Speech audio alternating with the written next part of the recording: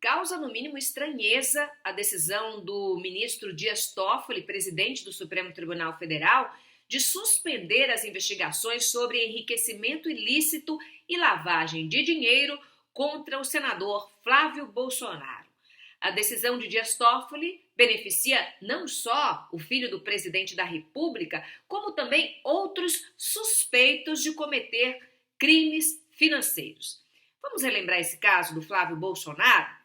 Pois bem, o Ministério Público do Rio de Janeiro abriu um inquérito para investigar Flávio Bolsonaro e seu ex-assessor Fabrício Queiroz a partir de informações, de dados do COAF. O COAF identificou movimentações financeiras atípicas nas contas do então deputado e nas contas do motorista dele. A suspeita do Ministério Público é de que Flávio Bolsonaro empregava em seu gabinete na Assembleia Legislativa do Rio de Janeiro funcionários fantasmas. E não só isso. Segundo o Ministério Público, Flávio Bolsonaro obrigava os seus subordinados a depositarem parte dos seus salários numa conta do parlamentar, num esquema que ficou conhecido como rachadinha. Bem, à época, o que chamou a atenção do COAF foram 48 depósitos em dinheiro vivo, feitos na conta de Flávio Bolsonaro, e esses depósitos somavam R$ 96 mil. O detalhe é que todos os 48 depósitos teriam sido realizados no mesmo caixa automático da Assembleia do Rio de Janeiro entre os meses de junho e julho de 2017. Aí, desde que essas informações vieram a público, o senador Flávio, o agora senador Flávio, vem tentando de todas as formas brecar, o Ministério Público, impedir o prosseguimento das investigações contra ele e contra Fabrício Queiroz. Em maio, quando perguntado sobre as suspeitas de enriquecimento ilícito e lavagem de dinheiro sobre o filho, o presidente da República se irritou, chegou até a mandar um recado para os investigadores. Ele disse o seguinte, vem para cima de mim, venham para cima de mim. Agora, com essa decisão do ministro Dias Toffoli de suspender a investigação do escândalo do Laranjal de Flávio Bolsonaro, ela vai ficar paralisada. Essa investigação vai ficar paralisada à espera de um julgamento, de uma apreciação do plenário do Supremo, o que só deve acontecer em meados de novembro. Hoje, muito se falou a respeito da legalidade ou não da quebra dos sigilos de Flávio e de Queiroz e também dessa decisão bombástica aí do ministro Dias Toffoli, que suspende na prática todas as investigações que tiveram início com informações do COAF sem uma prévia autorização judicial. O coordenador da Operação Lava Jato no Rio de Janeiro, Eduardo Elrage, ele disse que a decisão de Toffoli foi um retrocesso e que suspenderá, na prática, essa decisão suspenderá todas as investigações de lavagem de dinheiro no Brasil. O procurador Hélio Télio disse que o PCC é quem deve estar comemorando a decisão do presidente do Supremo, Dias Toffoli.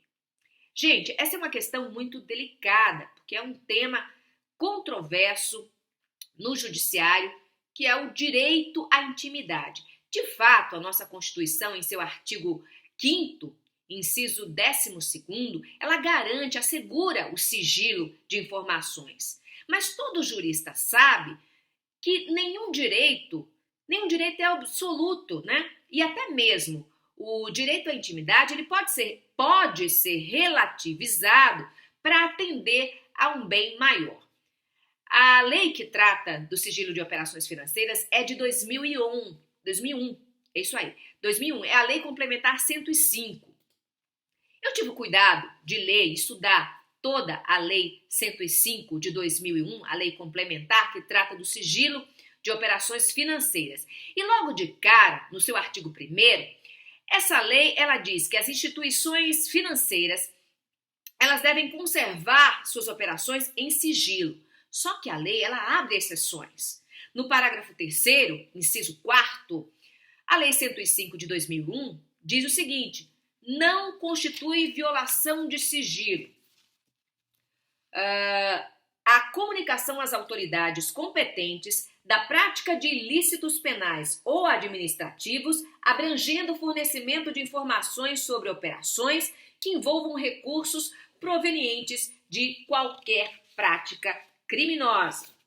É o que diz a Lei Complementar 105 de 2001. Mais adiante, no seu artigo 9º, a Lei do Sigilo determina o seguinte, vou ler agora. Quando no exercício de suas atribuições, o Banco Central do Brasil e a Comissão de Valores Mobiliários verificarem a ocorrência de crime definido em lei, como de ação pública, ou indícios da prática de tais crimes, informarão ao Ministério Público, juntando à comunicação, os documentos necessários à apuração ou comprovação dos fatos. Fecho aspas para a Lei 105, Lei Complementar 105 de 2001. Bem, resta claro aí que o Banco Central ele não precisa ser acionado para poder fornecer informações, mas ele tem um dever legal, segundo a lei, segundo a Lei Complementar 105, ele tem um dever legal, e eu abro aspas aqui para a lei, de fornecer documentos necessários à apuração ou comprovação dos fatos. Fecho aspas. Vejam bem que a Lei Complementar 105, ela não estabelece um limite para a quantidade de informação ou para o grau de detalhamento de informação. Muito pelo contrário, ela diz que os dados informados, eles devem ser suficientes para apurar ou comprovar possíveis crimes.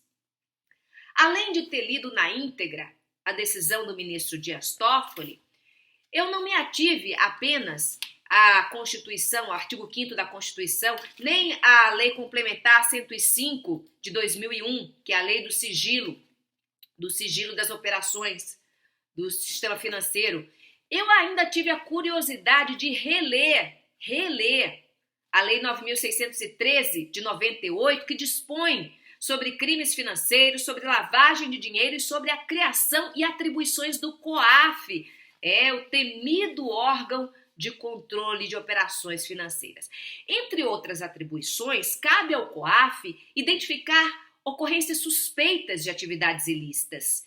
E não basta identificar. Segundo a lei, o COAF tem o poder para requerer informações cadastrais, bancárias e financeiras de pessoas envolvidas em atividades suspeitas. Isso é o que diz o artigo 14º, parágrafo 3º.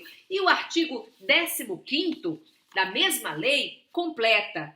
O COAF comunicará às autoridades competentes para instauração dos procedimentos cabíveis quando concluir pela existência de crimes previstos nesta lei, de fundados indícios de sua prática ou de qualquer outro ilícito. Fecho aspas.